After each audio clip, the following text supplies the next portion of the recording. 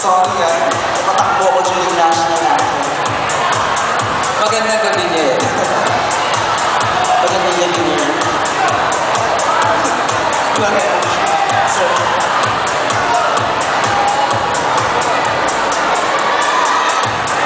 Tinatawagan po yung leader ng grupo na pumunta po sa ating committee. Magandang gabi po sa inyo, ang bayan ng Cardona. Matapos ang matagal na pag-antay at pagkakaupo ng mga taong nandito ngayong gabi, magsisimula na tayo sa ating palabas. Yan ang tibabayang dog ng Cardona Municipal Employees Multipurpose Cooperative. This is Dance Explosion. Meron po after halos 2 taon, Sir Nerd, no? Yeah. At tagal natin hindi nakita sa stage. Oo. No? Pero ngayon, narito muli, susunod siguro mga October, babalik na ulit tayong dalawa. Nagbakasyon ka daw. Oo, Oo, nakulong ka daw. Ha? Nakulong. This time naman, hindi na miss day ang ating competition, pero meron tayong modern dance competition na nilaukan po ng halos 300 grupo during our screening. Yes, 300 grupo ang mga nagdaan sa matinding elimination round. Kaya ngayong gabi, maghaharap-harap ang the best of the best sa ating Dance Explosion. Mula po sa 300 grupo na lang pong elimination sa Inares Antipolo noong pong December 28 ay bumaba po sila sa 50 grupo na lamang. At matapos magbaba sa 50 grupo, doon po sa Mall of Asia naganap ang final elimination round at pumasok ang 3 finalists. Yes, tama inyong narinig ko. 300 down to 50. Ngayon, grand finals, meron na lang tayong 3 grupong magagaling. Yes, at yan ay in-screen ng ating kaibigan si Joey. Di ba? Maraming salamat sa ating BPI representative na magkakatiwalaan, Joey Julian. Salamat sa At iyo. syempre ngayong gabi, ang mananalo ng second prize ay magkakamit na 2,000 pesos. At ang first prize ay 3,000 pesos at ating top rating champion ngayong gabi will receive. 5,000 pesos. Kaya naman, ano bang hinihintay natin lahat? Simulan na ba natin ang ating kompetisyon? Syempre, inip na yun ng mga tao, pero sa lahat ng kompetisyon, para malaman natin kung sino ang mga dapat magwagi, meron tayong mga board of judges. Narito ang ating mga board of judges. Judge number 1 mula po sa ating bayan. Of course, isa sa ating kinikilalang magaling mag-choreo during mga palabas from San Francisco. The official choreographer of San Francisco Parish School at ka-open lang ng kanyang business ang Knox Flower Shop located po mismo sa kanyang ulo. Judge number 1, Seth Abarico. Good evening, sir. Judge number 2 is a Bachelor in Secondary Education graduate in Agusan Institute of Technology, Butuan City.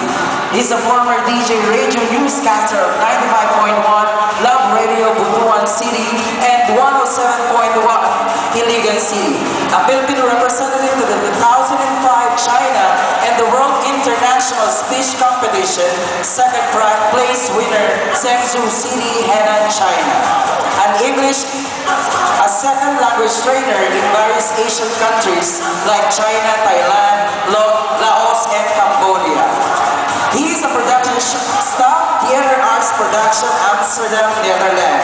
A former call center trainer and supervisor for communications, Windsor Solution, Philippines, and Seoul Communication, Australia. Currently connected with MV Montessori as English teacher and performing arts advisor. Friends, let us meet teacher John Manondo.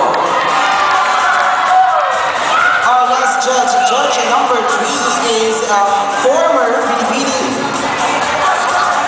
He is a choreographer from University of Rizal System in Modern Dance Sport Competition, right? And also choreographed the university-wide competition of dance sport. A photographer, a well-known student for having an award as Mr. United Nation. What country? Mr. United Nation USA.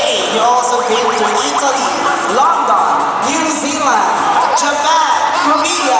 Saan pa, ladies and gentlemen, the captain board of Team Cardona Volleyball, Mark Anthony Paulino.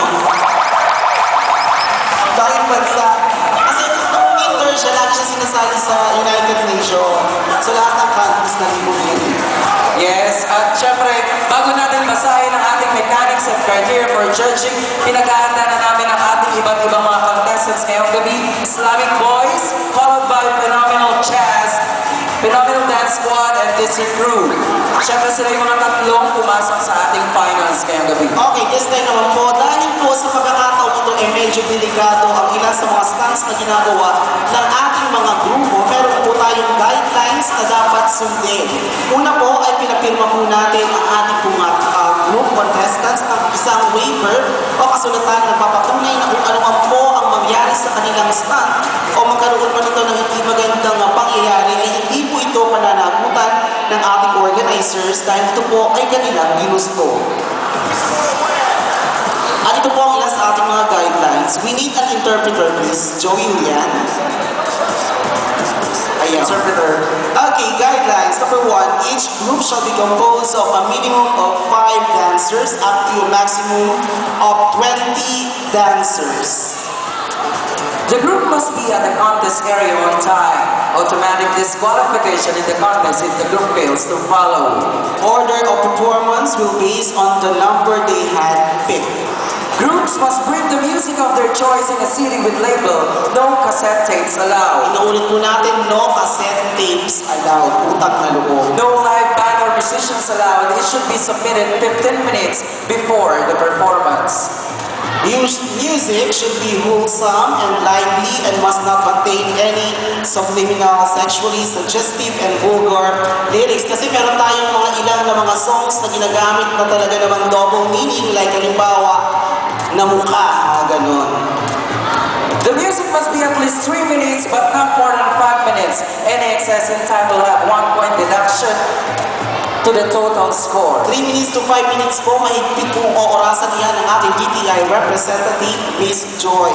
Participation in the event is entirely at the dancer's own risk. Performance of dangerous choreography will not be reflected favorably in the scoring. So kahit po sa nakasanayang pag-akyat sa bubong ng gym at tatalon, babagsak, nasa long, hindi po ibig sabihin ay mas mataas ng puntos ang kanilang makukuha sa mga judges.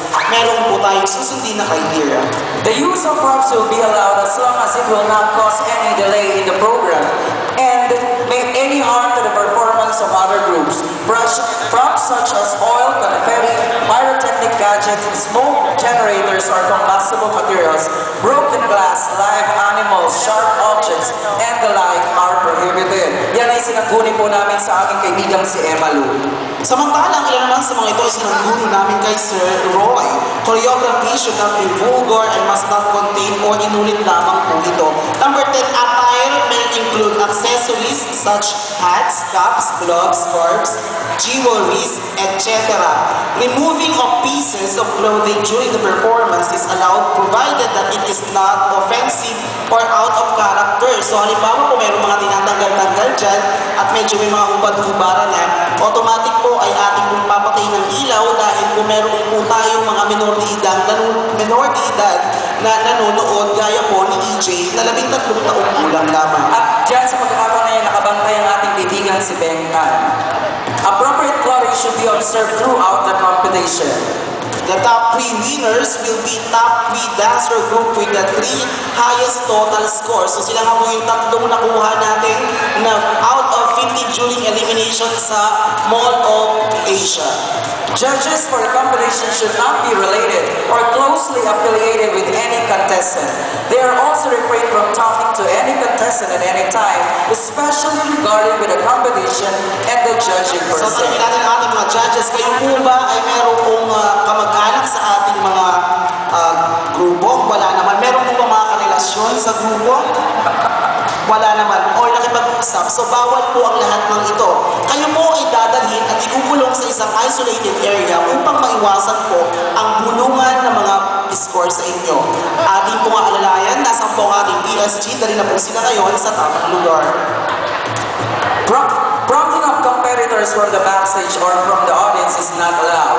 All participants should conduct themselves in a manner displaying good sportsmanship throughout the competition. Any demonstration of unsportsmanlike conduct will result in disqualification. At ang pinakahuli, judge's decision is final and irrevocable. Spell irrevocable. Pwedeng game na lang. Okay, so this time naman po, atin pong sasabihin sa inyo kung ano po ang takbo ng ating competition. Meron po tayong dalawang set ng competition. Sa una po ay ang kanilang unang piyesang ipapakita sa inyo at maririnig natin ang komento ng ating mga hurado. This time, negative and positive comments ay ating pong tatanggapin. 50% sa unang performance. Sa pangalawang performance naman po ay hindi na po mag-comment ang ating mga hurado at sila po ay bibigyan ng another 50% upang makumpleto ang 100% for this final. At syempre, inform na natin lahat in-inform na kanina namin sa backstage ang lahat ng ating mga contestants. Yan ang magkakasunod-sunod nila, Islamic Boys, Phenomenal Dance Squad, and District Crew. Mauli po, maraming salamat sa inyong pakikinig at dyan po nagtatapos ang ating kompetisyon. Maraming salamat See po. you next time! Ang baka tagal ng rules. Okay, this time,